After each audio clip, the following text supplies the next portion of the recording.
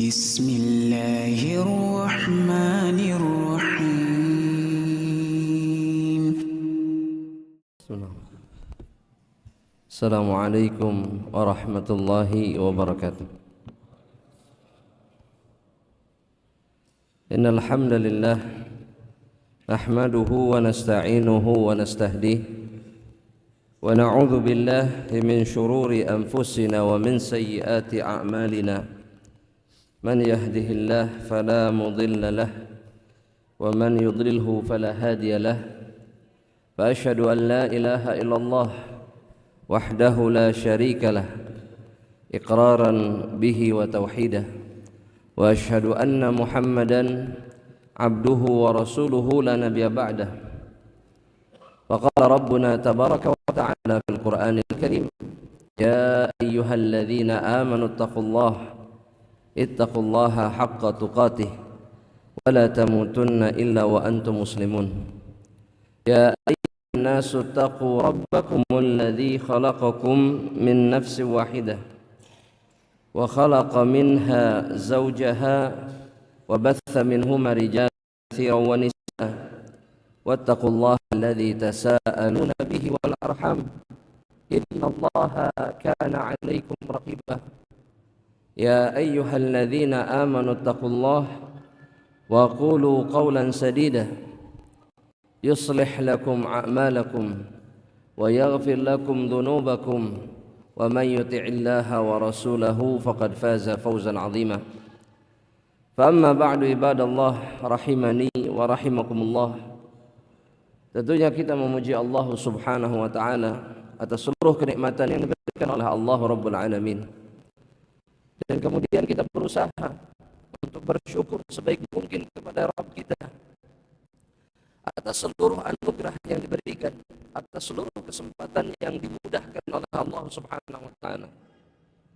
Karena sebagai seorang hamba Allah, tidak ada yang lebih berharga untuk dirinya di dalam kehidupan ini melebihi kesempatan untuk bisa mendapatkan ridha Allah Subhanahu wa taala. Kesempatan untuk dicintai oleh Allah sehingga dia berhak merasakan manisnya iman, dia berhak merasakan manisnya rahmat Allah Subhanahu wa taala, dan kemudian dia berhak masuk ke dalam surga Allah Rabbul Alamin. Ahibati fillah wa ikhwani fid din, azanallahu wa iyyakum. Kembali kita melanjutkan syarah usul iman karya al-Imam atau Asy-Syaikh Muhammad ibn Shalih Al-Utsaimin rahimahullahu taala.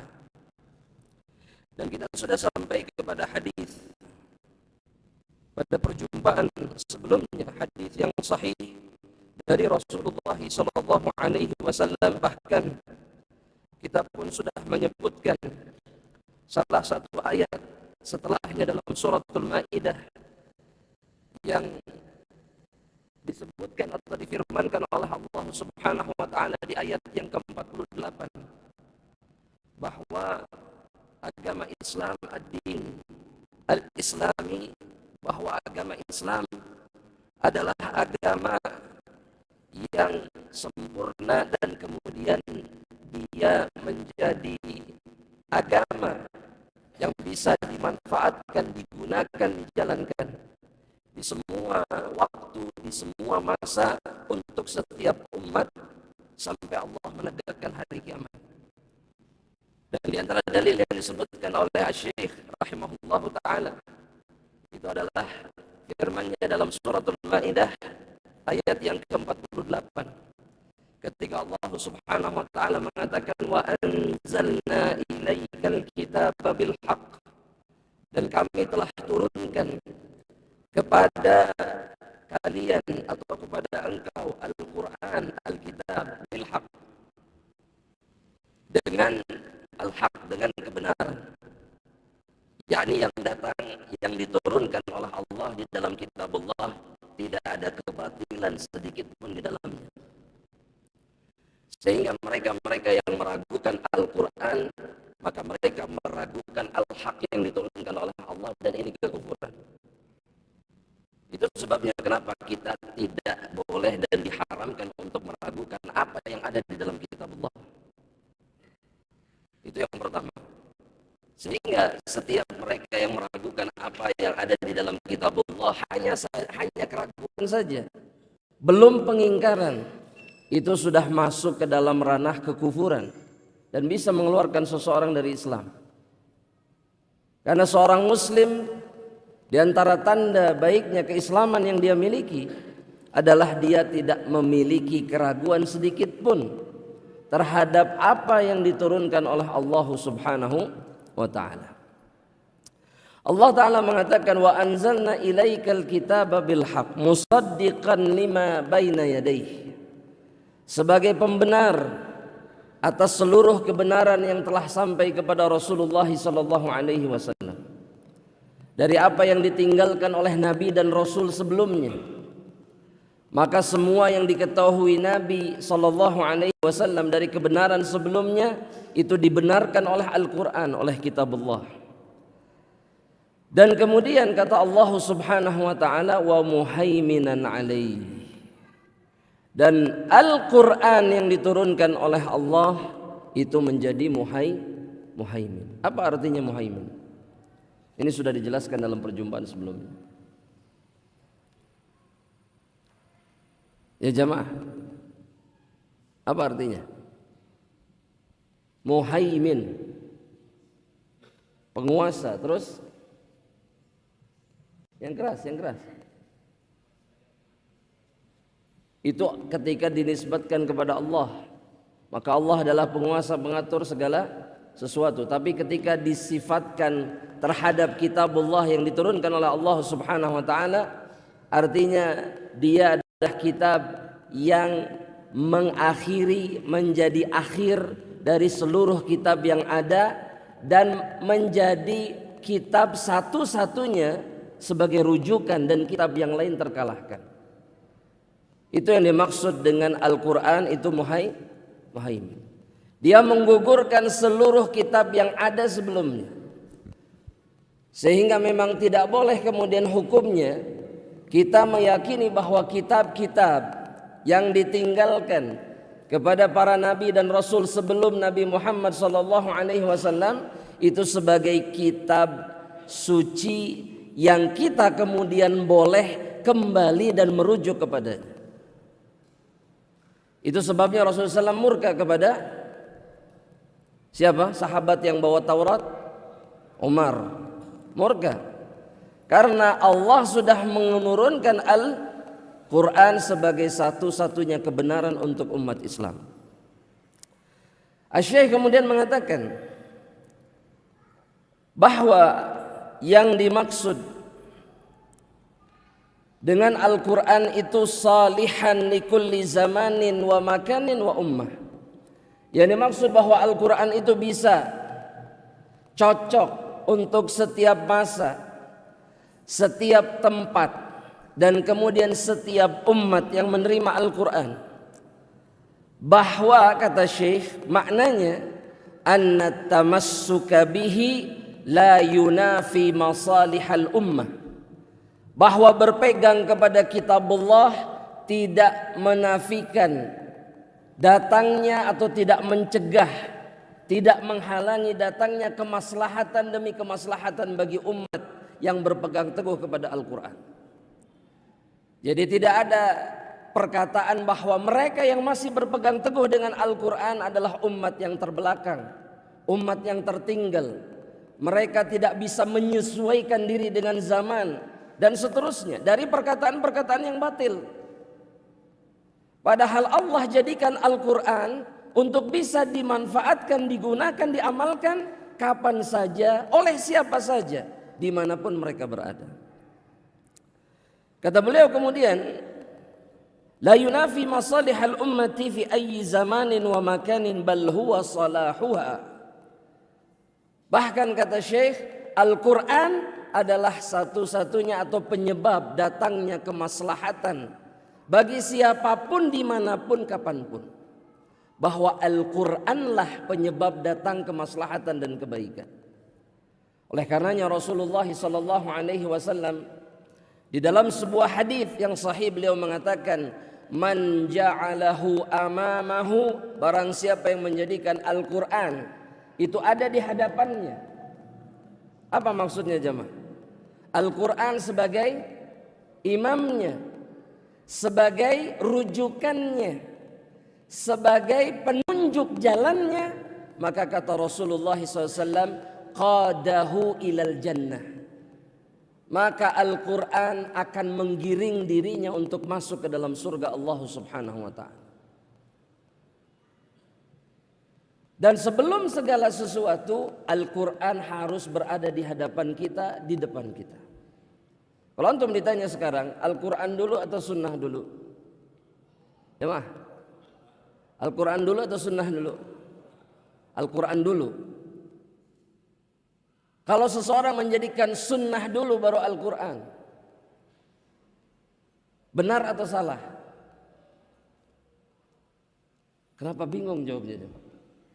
Tadi antum bilang Al-Quran dulu. Sekarang kalau seseorang menjadikan sunnah dulu baru Al-Quran, benar atau salah? Salah. Salah. Karena Al-Quran adalah sumber segala sesuatu, sumber segala kebaikan. Dan kedudukannya dibandingkan sunnah lebih mulia atau lebih rendah? Lebih mulia jelas. Kenapa? Karena Allah yang mengucapkannya. Itu datang semuanya dari perkataan Allah Subhanahu wa ta'ala. Dan ini tidak ada khilaf di antara para ulama ahlus sunnah. Makanya kadang-kadang keliru jemaah. Ada orang-orang yang mendahulukan apa?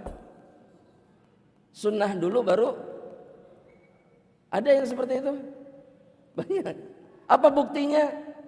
Betapa sedikitnya tilawatul Quran di lisan mereka, apalagi tadabbur dan yang lainnya. Lantas bagaimana mereka kemudian bisa mendapatkan rahmat Allah, bisa mendapatkan petunjuk, bisa mendapatkan obat dari seluruh penyakit mereka, penyakit hati, penyakit fisik? Ini tidak mungkin terjadi. Sehingga Allah memerintahkan kita untuk mengambil Al-Quran terlebih dahulu. Dan kemudian as-sunnah sebagai penyempurnanya. Ini yang harus kita ingat. Asy-Syaikh kemudian mengatakan, "Walaysa ma'na dzalika annahu khadi'un likulli zaman." Makna bahwa Al-Quran itu cocok, maslahat untuk setiap waktu, setiap tempat, setiap umat, itu bukan berarti dia tunduk kepada setiap waktu, tunduk kepada tempat, atau tunduk kepada umat. Bukan itu maknanya. Karena yang semestinya dilakukan oleh hamba-hamba Allah adalah mereka tunduk kepada apa yang diturunkan oleh Allah Rabbul Alamin.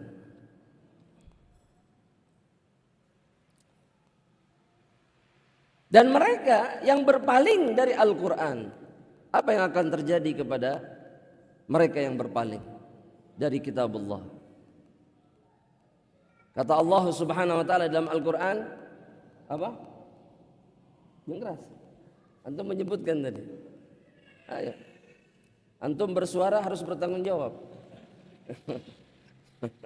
Kata Allah Subhanahu wa ta'ala, "Wa man a'rada an dzikri fa inna lahu ma'isyatan dhanka." Itu diantara ancaman Allah. Barang siapa yang berpaling dari mengingat Allah, dan mereka yang meninggalkan Al-Quran, artinya mereka tidak mengingat Allah Subhanahu wa ta'ala. Gak baca, gak menghafal, gak kemudian tadabbur, gak kemudian berusaha mengamalkan Al-Quran. Ini hak-hak Al-Quran Al-Karim. Ini hak kitabullah. Baca, diingat, ditadabburi, diamalkan, dan kemudian disebarkan, disampaikan keutamaan kandungannya kepada hamba-hamba Allah yang lainnya. Maka mereka yang berpaling dari melakukan ini, kata Allah Subhanahu wa ta'ala, fa inna lahu ma'isyatan dhanka, maka mereka akan memiliki kehidupan yang sempit. Allah sempitkan hatinya, Allah sempitkan jiwanya, Allah sempitkan seluruh kebaikan yang ada di dalam kehidupan. Dan bukan hanya itu, kata Allah, wa nahsyuruhu yaumal qiyamati a'ma. Nanti di akhirat mereka akan dikumpulkan dalam keadaan buta. Sebagaimana ketika mereka di dunia, mereka buta dari melihat, membaca, dan kemudian mencari kandungan-kandungan yang ada di dalam kitab Allah. Buta. Sebagian dari kita sekarang sibuk mempelajari sunnah, tapi tidak sibuk mempelajari Al-Quran. Ini salah, ini keliru. Dan tidak mungkin seseorang akan mendapatkan rahmat Allah dari sunnah yang dia pelajari dan diamalkan jika dia tidak pernah menjadikan Al-Quran sebagai obat dan penyejuk hati. Mustahil. Makanya antum kalau perhatikan dalam hadis dari Imam At-Tirmidzi, kata Rasulullah SAW begini, Inna lillahi ahlina minan nas. Allah itu memiliki orang-orang dekat dari kalangan manusia. Orang-orang dekat. Kata Rasul, ahlullah wa khassatuh, orang-orang dekat Allah dan orang-orang khususnya. Ketika para sahabat bertanya siapa mereka, apa jawaban Rasul? Ahlul Quran. Yang dikeluarkan sebagai jawaban oleh Rasulullah SAW, Ahlul Quran. Mereka-mereka yang dekat dengan Al-Quran. Merekalah, kata Nabi, Ahlullah. Merekalah orang-orang dekatnya Allah. Wa khassatuhu, dan orang-orang khususnya Allah Subhanahu wa ta'ala. Karena hanya mereka yang dekat dengan kalamullah yang pantas dekat dengan Rabbul Jalali wal Ikram yang menurunkan kitab Allah. Dan ini sering kita lupakan. Asy-Syaikh rahimahullah ta'ala kemudian mengatakan bahwa bukanlah maknanya Al-Quran itu tunduk kepada setiap waktu, setiap zaman atau setiap umat. Kama yuriduhu ba'dun nas, sebagaimana yang diinginkan oleh sebagian manusia. Bahwa Islamlah, bahwa Al-Quranlah yang harus mengikuti kemajuan zaman. Bukan kemudian kemajuan zamanlah yang harus mengikuti dan tunduk kepada Al-Quran, kepada kitabullah. Karena kitabullah tidak memiliki kesalahan, dan karena kitabullah hanya mengandung kebaikan dan tidak lebih. Isinya adalah puncak kebaikan dan tidak ada keburukan sedikit pun. Lantas bagaimana bisa kita kemudian kendalikan dengan akal manusia, dengan kebiasaan manusia yang secara sifatnya saja adalah pendosa? Ini mustahil. Maka lihat jemaah rahmatillah, bagi mereka yang suka mengeluk-elukan akal, mengeluk-elukan ilmu, pengetahuan, ya jemaah, orang muslim itu mulia karena ilmu pengetahuan atau karena Al-Quran? Jawab. Karena Al-Quran. Betul? Betul jemaah? Sehingga kalau nggak ada ilmuwan Islam satupun, Islam tetap mulia? Tetap mulia. Antum lihat. Puncak kejayaan umat ini adalah di masa para sahabat, dan tidak ada satupun di antara mereka yang ilmuwan. Cari, ada yang seperti Ibnu Sina? Nggak ada. Atau siapa? Al-Khwarizm, Al-Jabbar, atau siapapun? Nggak ada jawabannya. Bahkan kebanyakan dari mereka tidak bisa baca. Tapi merekalah yang menguasai dunia dengan akidah, dengan iman mereka. Kita ini mulia bukan dengan ilmu dun, tapi dengan kitabullah dan sunnah Rasulullah SAW. Makanya percuma kalau seseorang kemudian menghabiskan waktunya untuk meraih ilmu tertinggi dalam ilmu dunia, tapi kemudian dia tidak kembali kepada kitabullah, dia tidak akan pernah dimuliakan oleh Allah Subhanahu wa ta'ala. Asy-Syaikh kemudian mengatakan, jemaah rahmatullah Allah, wa dinul islami huwa dinul haq. Agama Islam adalah agama yang hak. Apa artinya hak? Jemaah, apa artinya al-haq?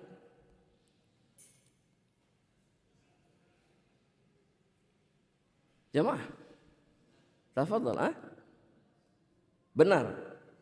Benar itu ada kesalahan di dalamnya? Gak ada. Gak ada. Dan kebenaran itu bisa jadi salah tidak? Kenapa bingung jemaah? Antum harusnya jawabnya begini. Tergantung Ustadz, kebenaran itu datang dari siapa? Ya. Anda kasih contoh. Kalau Imam Masjidil Haram yang memberikan antum informasi dengan orang-orang yang mungkin jauh-jauh sifatnya, kedudukannya dari mereka, siapapun lah, dua-duanya mengatakan hal yang sama, yang antum lebih percaya yang mana? Yang Imam Masjidil Haram. Kenapa? Pertanyaannya kenapa?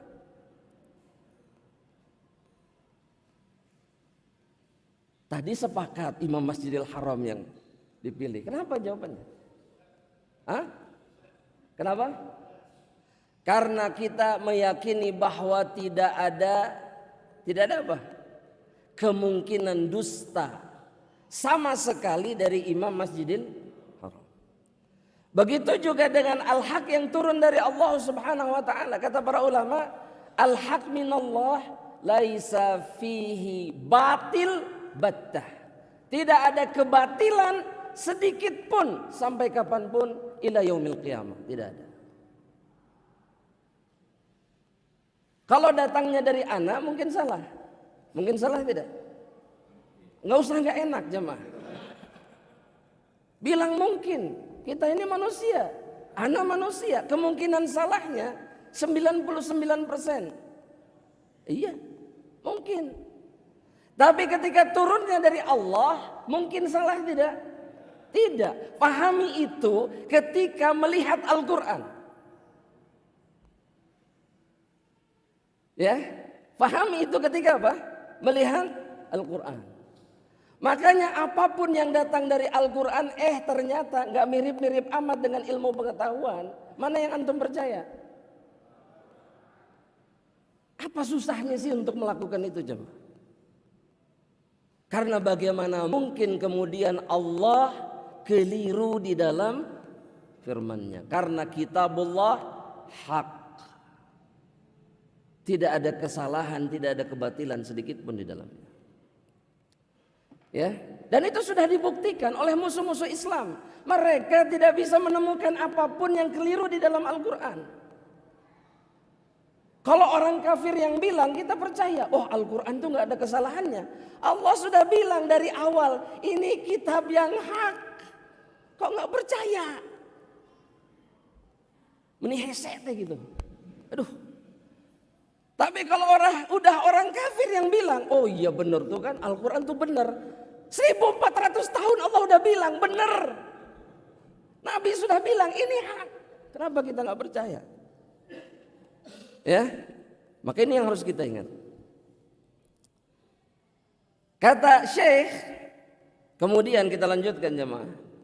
Islam itu dinul haq, yang Allah turunkan. Alladzi dhamanallahu ta'ala liman tamassaka bihi haqqat tamassuk an yansurahu. Ingat ini baik-baik. Kalimat ini catat. Kalimat ini garis bawahi jika ada kitabnya. Kata Syekh, Islam itu adalah agama yang hak, yang mana Allah menjamin siapapun yang berpegang teguh dengan Islam yang diturunkan oleh Allah kepada nabinya, Allah menjamin bahwa dirinya akan menolong orang tersebut. Tapi syaratnya apa? berpegang teguh dengan sesungguh-sungguhnya terhadap Islam yang diturunkan oleh Allah kepada Nabi Muhammad sallallahu alaihi wasallam. Dan kata Syekh pun wa yudhiruhu ala man siwah. Allah akan munculkan manusia-manusia ini. Dia akan ditinggikan dengan keislamannya jika dia berpegang teguh. Nah, yang terjadi sekarang jemaah rahmatillah Allah, kebanyakan kaum muslimin itu berpegang teguh atau tidak? Hah? Apa buktinya? Antum nuduh kaum muslimin ini. Ayo buktikan. Orang yang nuduh harus punya bukti. Jangan asal tuduh, fadhal.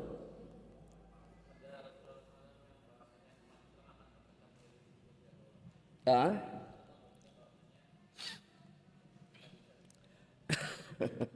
Ya lumayan lah usahanya. Barakallahu fiik. Ada hadiah kan? Ini hadiah bukan? Oh bukan. Kenapa di sini? Ah hadiah. Oh hadiah. Fadhal, ini hadiah buat antum. Fadhal, langsung sehat ini. Insyaallah. Nah, barakallahu fiik.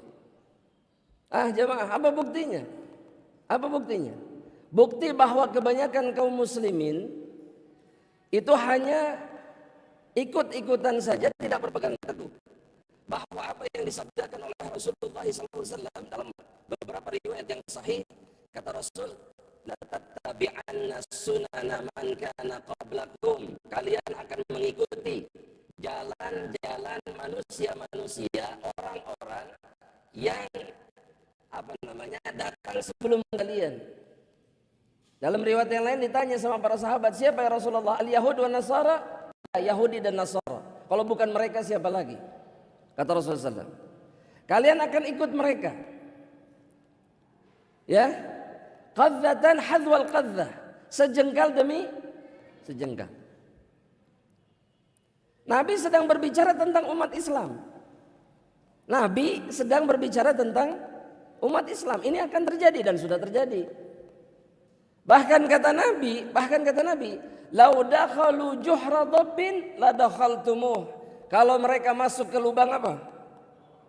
Kalian akan ikut. Ini bukti jemaah bahwa kebanyakan dari kaum muslimin sekarang hanya apa? Ikut-ikutan dan lebih mengikuti siapa? Selain kaum muslimin, selain dinul Islam. Itu fakta. Sebentar, anak kasih contoh. Anak mau tanya jemaah, model rambut kita hari ini sesuai sunnah atau tidak? Wah langsung tenang. Anak tidak sedang menghakimi, tenang. Tapi anak mau tanya, gak usah dijawab lah. Rambut kita ini sudah sesuai sunnah atau tidak? Tuh tidak, kata ibu-ibu. Oh belum. Kenapa belum? Lebih mirip dengan Nabi atau lebih mirip dengan orang yang bukan Islam? Ini baru rambut jemaah, belum yang lain, belum. Contoh, ada kasih contoh. Orang sekarang, orang Islam, banyak yang qazak atau tidak? Apa itu qazak? Menghabiskan sebagian, menyisakan sebagian. Katanya pengikut sunnah Rasulullah SAW. Waduh, bahaya ini, bahaya. Langsung dimasukin lagi kopiahnya. Tenang jamaah. Kesalahan itu bisa dirubah. Yang penting ketika tahu, berubahlah. Berubah. Karena Islam ini sudah mengatur segalanya. Bahkan dalam sebuah hadis dari Salman Al-Farisi, hadisnya sahih riwayat Imam Muslim atau Bukhari, kata Rasulullah SAW, kata orang kafir kepada Salman, "A'allamakum nabiyyukum kulla syai' hatta al-khira'ah." Apakah kalian diajarkan segalanya sampai buang air? Iya, kata Salman. Sampai buang air pun kami diajari. Itu Islam. Jadi nggak usah bicara yang besar-besar dulu. Gaya rambut saja sudah tidak mirip, sudah tidak sesuai dengan agama Islam. Mau bicara yang lain? Harus ngaca dulu depan kaca. Ya rambut menyelisih sunnah tidak nih? Anda mau tanya, kalau rambut gondrong boleh nggak? Tenang. Boleh, gondrong itu boleh. Tapi ada tapinya. Apa tapinya? Batasannya sampai mana? Sampai sini. Udah cukup sampai sini. Kalau lebih panjang boleh tidak? Kenapa nggak boleh? Tasyabbuh bin nisa. Selesai. Ini baru rambut. Anak nggak mau kemana-mana. Baru rambut. Padahal Allah berjanji kepada mereka yang berpegang kepada Islam, semua yang diturunkan oleh Allah, semua yang diajarkan oleh Rasulullah, dia berpegang teguh di atas itu. Allah berjanji akan menolong dirinya. Coba fikirkan ini baik-baik jamaah rahmatullah Allah. Sudah, pertolongan Allah itu enggak datang dengan teriakan atau jeritan, tidak. Pertolongan Allah itu datang dengan ittiba'nya kita, tunduknya kita mengikuti ajaran Allah dan juga apa yang disampaikan oleh Rasulullah. Itu kuncinya, bukan yang lain. Ada dalilnya tidak jamaah? Jamaah, ada dalilnya tidak? Hah? In tansurullah yansur. Jamaah, ini kayak ana lihat sebagian orang seperti baru mendengar ayat ini. Ana ulangi, ini di surat apa? Muhammad. Kata Allah Subhanahu wa taala, in tansurullah. Jika kalian menolong agama Allah, bukan menolong Allah. Allah enggak butuh pertolongan kita. Sehingga para mufassirin mengatakan yang dimaksud menolong Allah adalah menolong agama. Gimana caranya? Dengan melakukannya, mengamalkannya. Bukan dengan teriak-teriak saya muslim tapi tidak melakukan apapun yang diperintahkan. Ini nggak ada gunanya beramal, ya. Maka Allah pasti menolong mereka yang melakukan ini, pasti. Yang surkum, Allah pasti menolong kalian. Dan bukan hanya itu, wa yutsabbit aqdamakum, kaki kalian akan diteguhkan, nggak ada yang bisa mengganggu kalian. Jelas? Jelas kan ini? Baik. Tapi saya nggak menyebutkan dalil itu. Di dalam kitabnya Jamaah Rahmatullah, Syekh mengutip firman Allah Subhanahu wa taala di dalam surat As-Saff ayat yang ke-9. Surat As-Saff juz berapa? 28. Allah Subhanahu wa taala mengatakan, "Huwallazi arsala rasulahu bil huda wa dinil haqq liyudhhirahu 'ala ad-dini kullihi walau karihal musyrikun." Baik. Insyaallah kita akan jelaskan atau berikan kelanjutan penjelasannya setelah salat. Wallahu ta'ala alam. Assalamualaikum warahmatullahi wabarakatuh.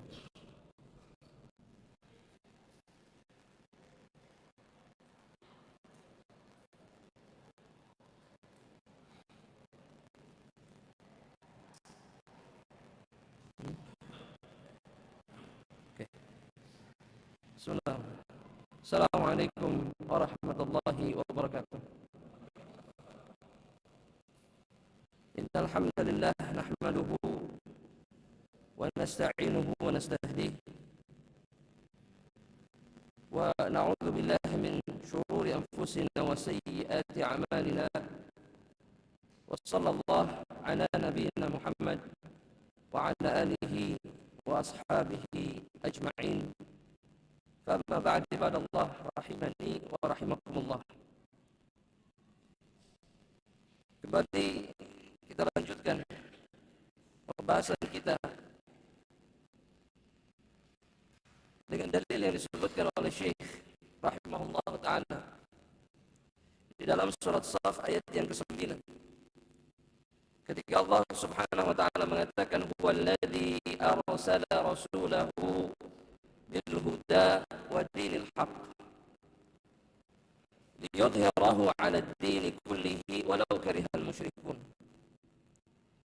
Kata Allah Subhanahu wa ta'ala, dialah Allah yang mengutus Rasulnya dengan al-huda, dengan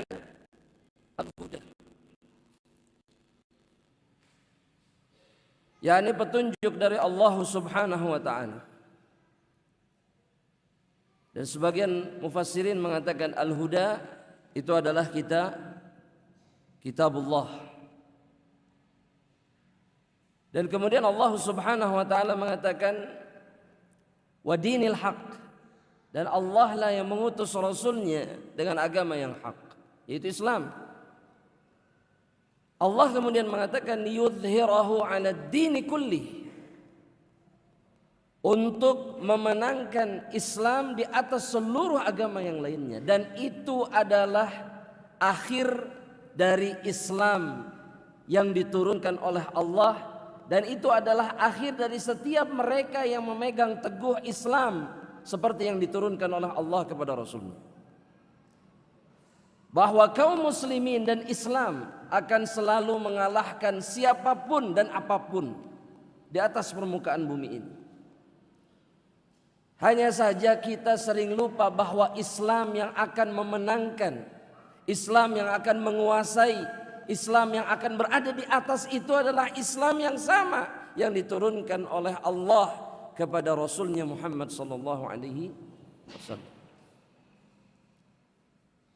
Dan kemudian dalam ayat yang lain, dalam surat An-Nur ayat yang ke-55, Allah Subhanahu wa taala pun berjanji, Allahu Jalla Jalaluh itu berjanji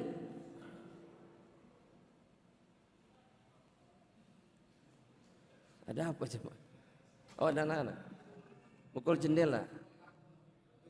Iya, yang harus hati-hati yang di bawah jendela. Iya, keselamatan antum terancam.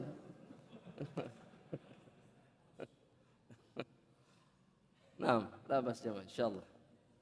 Khair insyaallah. Kalaupun ada apa-apa insyaallah syahid, betul tidak jemaah? Insyaallah. Khair insyaallah.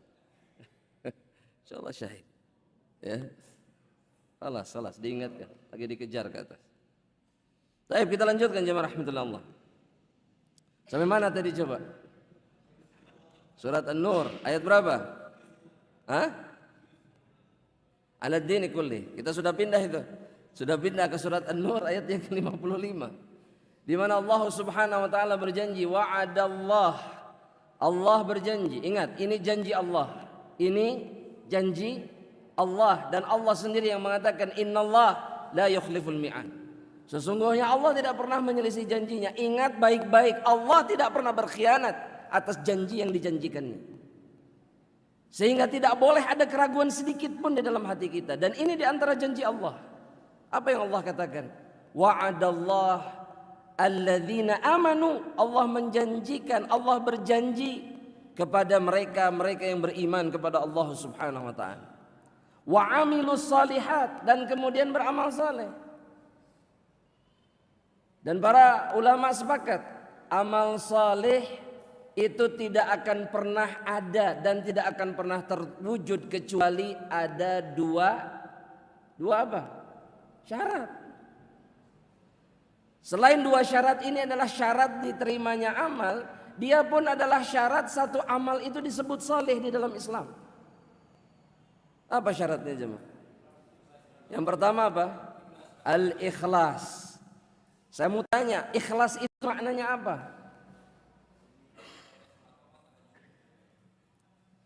Hah? Murni, ikhlas itu murni. Maksudnya lebih spesifik lagi apa? Beliau mengatakan ibadah semata-mata hanya karena, dan para ulama tidak hanya berhenti di situ. Para ulama mengatakan ikhlas itu antaf'ala syai'an lillah wa yarju thawaballah. Ikhlas itu adalah ketika engkau melakukan sesuatu karena siapa? Allah, dan engkau mengharapkan balasannya dari Allah. Itu yang disebut dengan ikhlas. Sehingga gak ada orang ikhlas yang mengatakan begini, pahala namaku maha Allah bebas. Gak ada. Orang ikhlas mengharapkan balasan dari Allah. Dan balasan yang kita inginkan apa dari Allah Subhanahu wa taala jemaah? Jannah, minta. Tapi mintanya hanya kepada, itulah tanda manusia yang ikhlas di dalam ibadah. Jelas ya?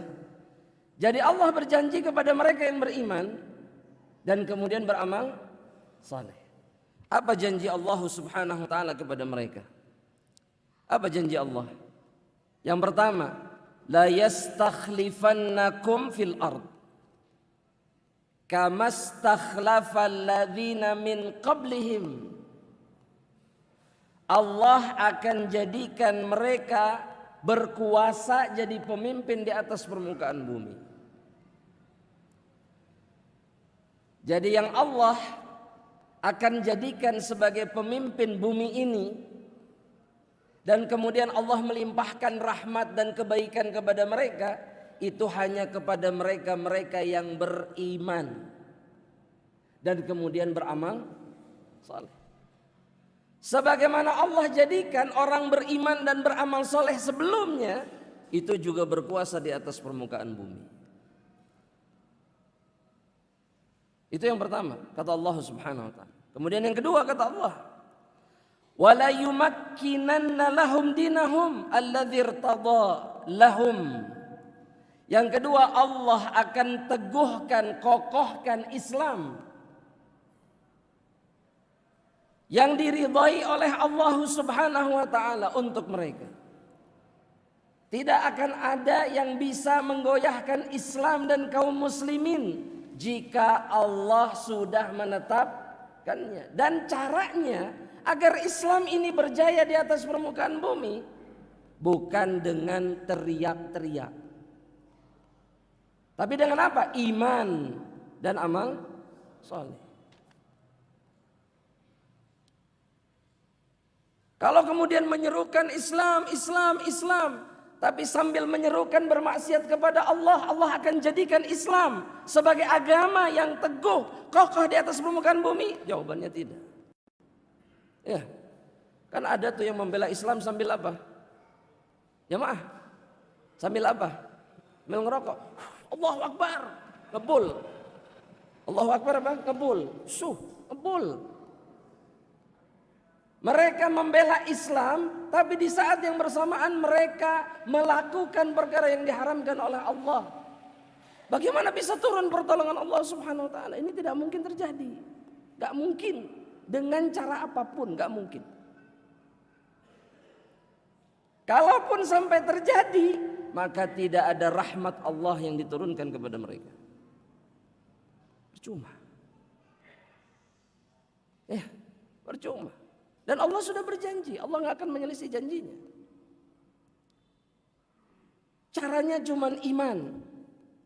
Sempurnakan akidah kita. Kemudian syaratnya apa? Amal saleh yang menjadi tanda baiknya keislaman kita. Rajin ke masjid, rajin ke kajian, rajin apa lagi? Jemaah, cuman itu saja amal soleh di dunia ini. Rajin bersedekah, rajin apa lagi?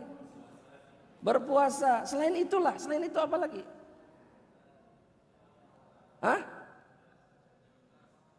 Rajin cari nafkah, ibadah gitu itu.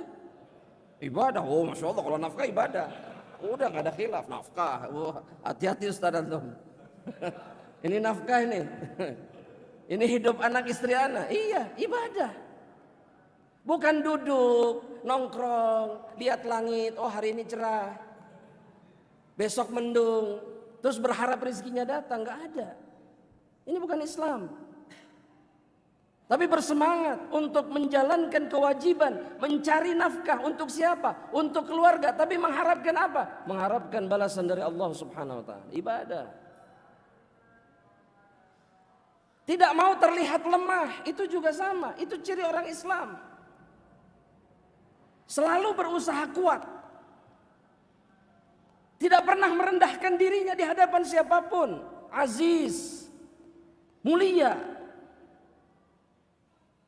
punya kehormatan, tidak menghinakan dirinya. Itu muslim. Itu Islam yang diinginkan oleh Allah Subhanahu wa taala. Islam muslim yang ketika dilihat oleh orang-orang yang tidak beriman, hati mereka bergetar. Belum ngapa-ngapain jemaah, tapi mereka sudah takut. Itu Islam yang sebenarnya. Muslimin yang tidak cinta dunia, tapi mereka lebih cinta akhirat, lebih cinta surga Allah Subhanahu wa ta'ala. Nah, itu saja nggak ada, lantas bagaimana Allah menurunkan pertolongannya kepada kita? Ini khayalan, ini hanya khayalan bagi sebagian orang.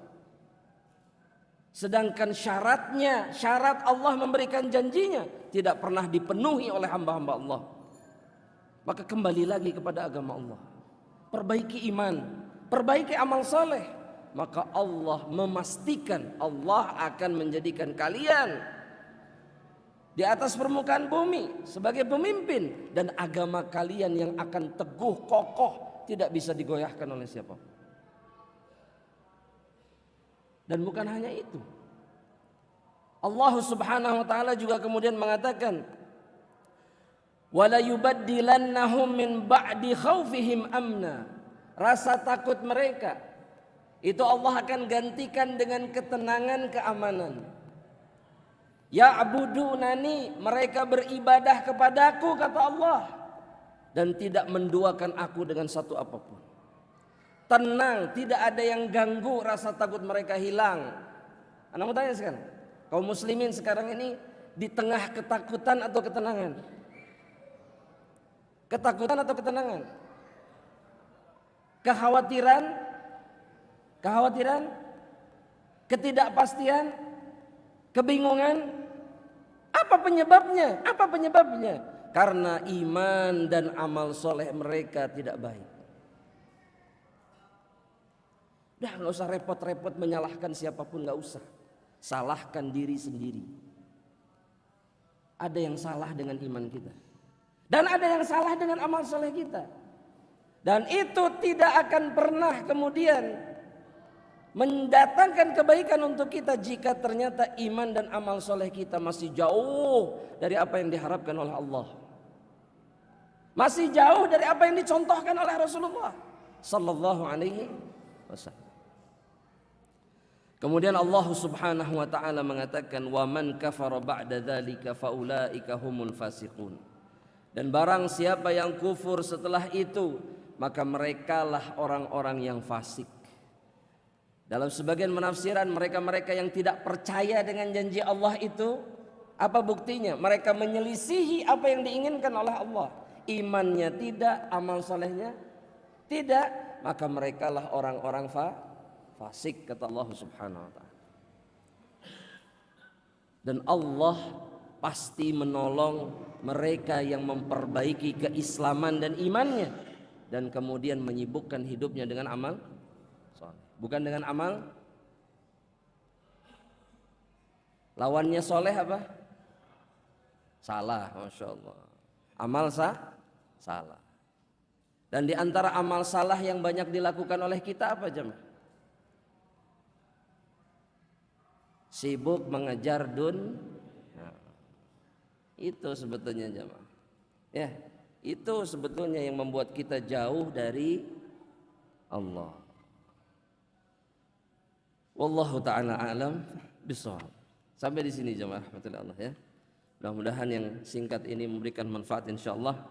Dan insyaallah kita akan lanjutkan dalam perjumpaan berikutnya biidznillah ta'ala. Wallahu ta'ala. Jika ada pertanyaan maka Anda persilahkan. Fadhal jemaah.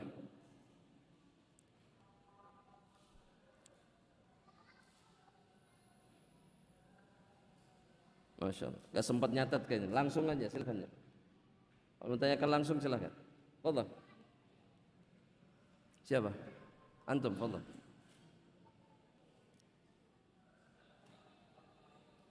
Assalamualaikum warahmatullahi wabarakatuh. Fiikum barakallah.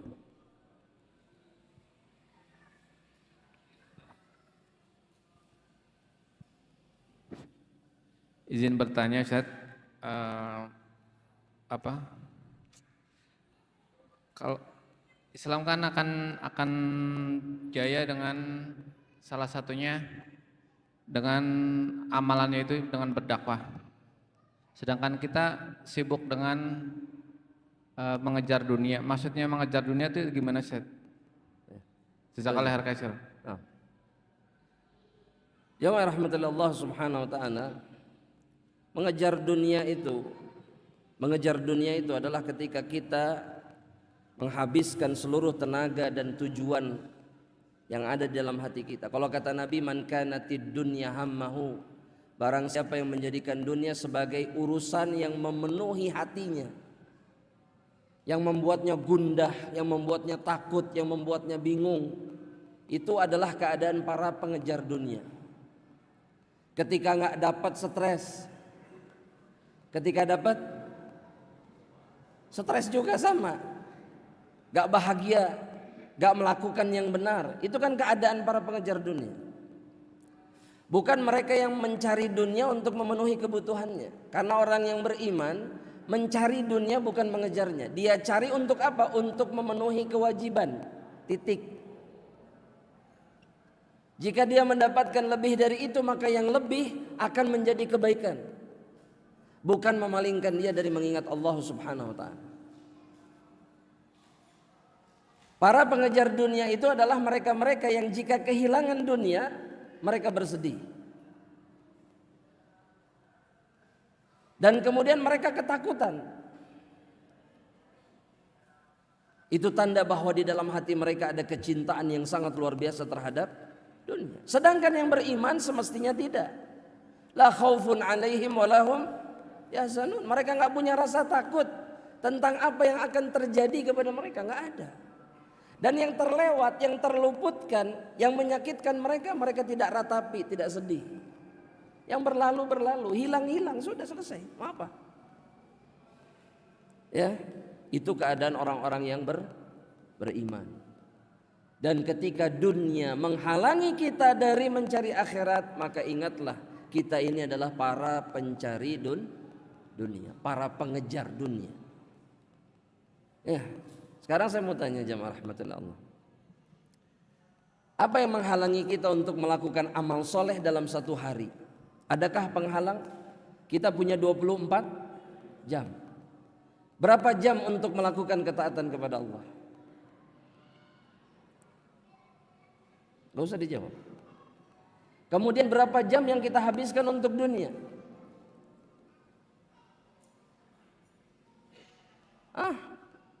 Berapa jam? Pertanyaan berikutnya, lebih banyak atau lebih sedikit untuk dunia atau untuk akhirat? Lebih sedikit untuk akhirat. Dan kemudian kita merasa bahwa kitalah manusia-manusia yang berhak dipilih, dimuliakan oleh Allah untuk masuk surga dengan cara seperti itu, dengan keadaan seperti itu.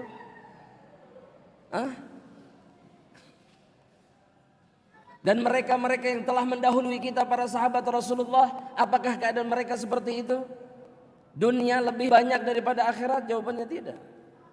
Kalau membahas orang-orang yang kaya dari kalangan para sahabat, yang dilihat jangan kekayaannya saja, tapi lihat bagaimana mereka menyikapi kekayaannya. Itu yang harusnya diresapi, ditanamkan dalam hati, bukan kekayaannya. Saya pengen kaya kayak Abdurrahman bin Auf. Gak ada gunanya kaya seperti Abdurrahman bin Auf jika sikapnya tidak seperti Abdurrahman ibnu Auf radhiyallahu ta'ala anhu. Hartanya disedekahkan mayoritas di jalan Allah. Dia tidak mau terpalingkan dari beribadah, sholat di masjid. Meskipun kekayaannya sangat luar biasa. Itu yang harusnya dipelajari. Bukan sibuk dengan cara bisnisnya Abdurrahman bin Auf. Karena setiap zaman, setiap dari kita tahu bagaimana cari duit. Itu fitrah sudah ada dalam hati, sudah Allah jadikan. Kenapa? Karena kita butuh untuk menafkahi. Allah kasih tahu, Allah kasih jalan. Dan akhirnya kita tertipu juga oleh dunia kemudian. Ya, jamaah. Kalau kita sudah kaya seperti Abdurrahman bin Auf, apa yang akan kita lakukan? Udah, itu aja dulu jawab pertanyaan. Apa? Nikah lagi. Sudah, itu gak usah ditanya. Nikah lagi sudah. Selain nikah lagi apa? Apakah mau membuat rumah Allah sebesar ini atau lebih besar lagi? Belum tentu. Atau mau menanggung hidup ratusan bahkan ribuan orang. Abdurrahman bin Auf menanggung banyak orang. Ini yang harus kita ingat jemaah. Ya. Sehingga kita bisa menilai sebenarnya kita ini pencari dunia atau pencari akhirat. Ketahuan kok. Dan kita tidak bisa membohongi diri kita sendiri. Ya, maka masing-masing dari kita menilai dirinya dan kemudian mengambil yang semestinya. Kalau memang dunia lebih besar, kurangi. Ya, beralihlah menuju akhirat karena akhirat jauh lebih baik dan jauh lebih kekal bagi orang-orang yang beriman. Allah taala. Silakan kalau pertanyaan. Kertas ada? Tidak ada. Taib, langsung silakan. Fadhol.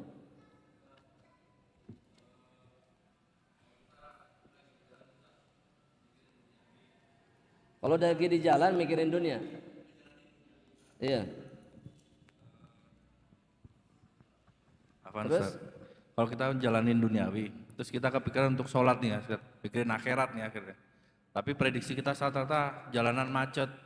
Kita mikirin uzur, moga-moga jadi uzur. Apakah itu termasuk juga mikirin duniawi, Ustaz? Kalau uzur itu waki ada, diakui oleh syariat nggak ada masalah.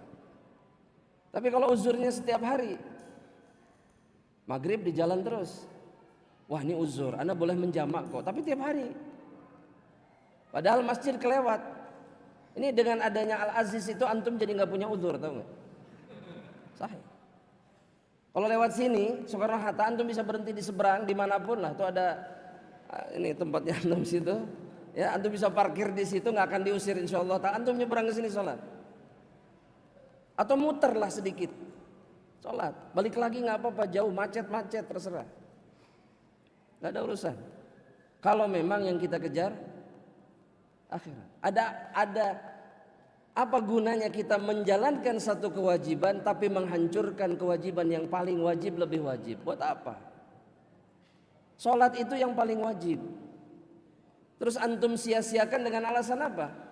Ya ana sedang di tengah melakukan kewajiban, perjalanan pulang. Ya, tidak ada yang sulit jika kita memang punya azam, punya iman yang kuat. Gak ada yang susah. Makanya ini harus dipaksakan. Iman, takwa, amal soleh itu harus apa? Dipaksa. Harus dipaksa. Hanya sedikit orang yang dirahmati oleh Allah dan kemudian diberikan hidayah sehingga semua ketaatan itu mudah bagi diri. Tapi sisanya harus memaksakan diri. Itu yang disebut dengan apa? Mujahadah. Harus mujahadah, harus. Dan ingat bahwa setiap dari kita akan ditutup sesuai dengan kebiasaan. Kalau yang menjadi kebiasaan kita adalah membela kewajiban yang merupakan hak Allah, maka kita akan wafat dalam keadaan seperti itu. Jadi antum nggak perlu begini, kalau ada yang meninggal di masjid sedang sujud, wah luar biasa ya. Apa sih amal solehnya? Amal solehnya dia menjaga sholat. Makanya mati di atas sholat ketika sedang sholat. Di Madinah pernah terjadi lagi sujud meninggal. Kenapa bisa begitu? Karena itu yang menjadi kebiasaannya selama puluhan tahun. Maka Allah wafatkan dalam keadaan seperti itu. Dan masing-masing dari kita memilih dengan cara apa dia ingin diwafatkan oleh Allah. Terserah pilihannya di kita. Ada yang meninggal di jalan, ada yang meninggal di angkot, ada yang meninggal di atas motor. Kenapa di atas motor? Coba saya mau tanya. Kenapa di atas motor? Motor yang baik. Oh belum tentu Ustaz. Oke, mungkin belum tentu. Tapi sekarang yang jadi masalah di atas motor sedang taat atau tidak taat. Itu yang jadi masalah. Ya. Waliyadzubillah jemaah. Maka kita harus ingat bahwa hidup ini pasti kita tinggalkan. Dan kematian itu hak. Yang akan terjadi berikutnya apa? Semua tergantung apa yang kita lakukan di dunia. Wallahu ta'ala alam bishawab. Mudah-mudahan terjawab. Silakan, ada pertanyaan lagi? Fadhal. Dan ini yang terakhir. Silakan.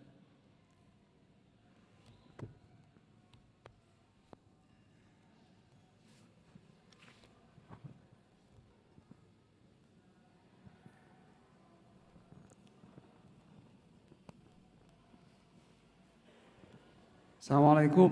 Assalamualaikum. Fadhal. Mohon maaf Pak Ustadz, bagaimana menyikapi untuk menegakkan Islam dalam keadaan sekarang ini. Ya. Apa? Bagaimana menyikapi keadaan sekarang dalam Menyikapi apa? konteks untuk menegakkan Islam. Banyak Islam A, B, C, D. Ya. Menyikapi Bagaimana? Islam sekarang. Ya, menyikapinya. Yang tangkap itu, betul. Agak kencang sedikit nggak apa-apa. Ya, bagaimana menyikapi atau kita sebagai orang yang merasa Islam dengan Islam yang lain, gitu dah kira-kira. Oh, dengan Islam yang lain. Emang Ya, ada Islam yang ABCD, lain? gitu. Oh, Islam ABCD gitu. Lain. Barakallahu fiik, barakallahu fiik. Nah. Ya, kita menyikapi apapun yang terjadi dengan perkembangan atau dinamika lah kalau boleh dibahasakan. Keislaman yang terjadi, sebetulnya sikap yang diinginkan oleh Allah itu cuma satu. Cuma satu. Sikap yang diinginkan oleh Rasulullah SAW itu juga cuma satu. Cuma satu. Allah hanya meminta kita di dalam cara mengamalkan keislaman yang diturunkan oleh Allah. Allah hanya meminta kita untuk mengikuti Rasulullah SAW dan juga para sahabatnya. Ternyata itu juga yang menjadi nasihat Rasulullah. Jadi kalau apapun yang sampai kepada kita tentang ABCD, kita tinggal begini, lihat, ini sama tidak dengan apa yang diturunkan oleh Allah dalam Al-Quran, dan kemudian apa yang dilakukan Nabi dan para sahabatnya. Jika tidak, maka sikap kita tidak menerima Islam yang seperti itu. Titik. Nabi SAW ketika menjelaskan hadis tadi yang apa? 73 golongan itu, 72 di mana? Diancam dengan neraka Allah, satu yang selamat. Ketika menjelaskan yang selamat ini, Nabi cuma mengatakan begini, ma'ana alaihi wa ashabi. Yang selamat itu adalah yang ketika mereka menjalankan Islam, itu caranya sama seperti Islam yang aku amalkan dan juga para sahabatnya. Sahabat Rasulullah, sahabatku kata Rasul sallallahu alaihi wasallam. Itu titik, gak ada yang lain. Makanya tidak perlu sibuk berdebat, gak perlu sekarang ini. Yang harus kita lakukan bukan berdebat, tapi apa? Jamaah, melakukan yang benar. Gak usah debat, oh ini begini, oh ini gak benar. Jelas gak benar, gak usah dibahas. Yang harus dilakukan apa? Lakukan yang benar.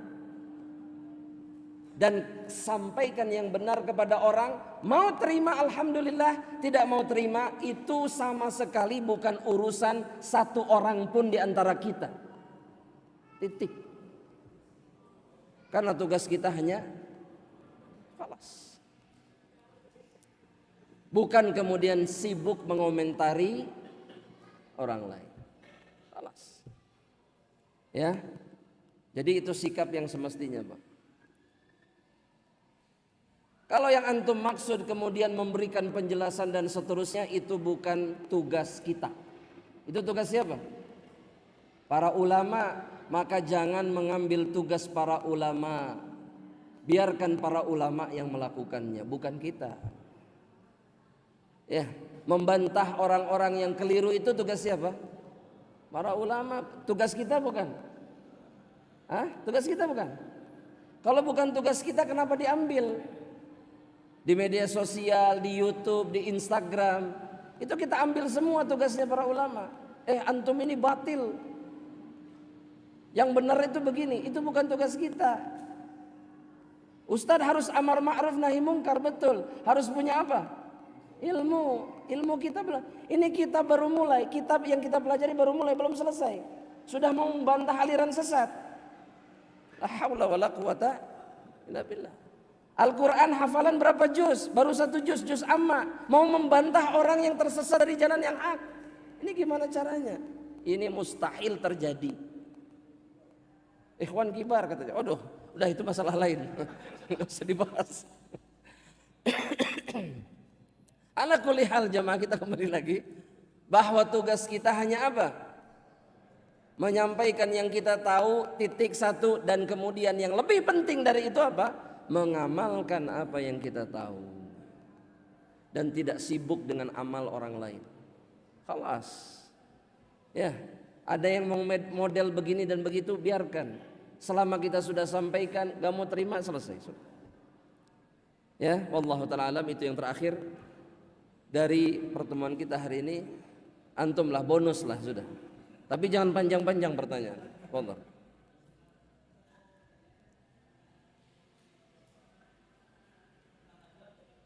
Tentang apa? Azab.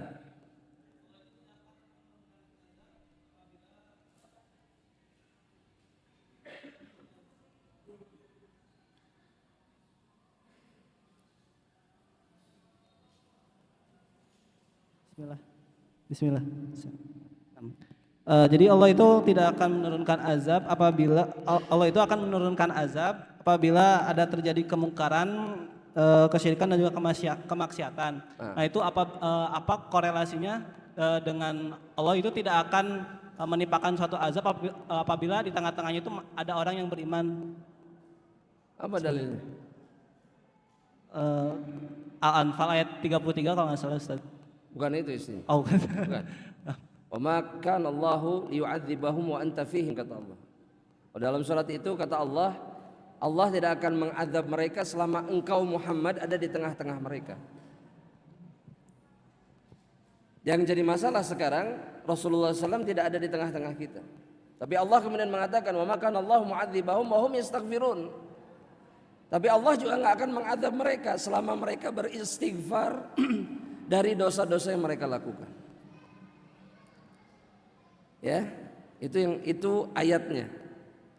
Pernah ditanyakan juga oleh Ibunda Zainab atau Aisyah kepada Rasulullah SAW, anuhlik wa fina salihun, apakah kita bisa binasa sedangkan masih ada orang soleh di tengah-tengah kita? Kata Nabi, bisa. Jika apa?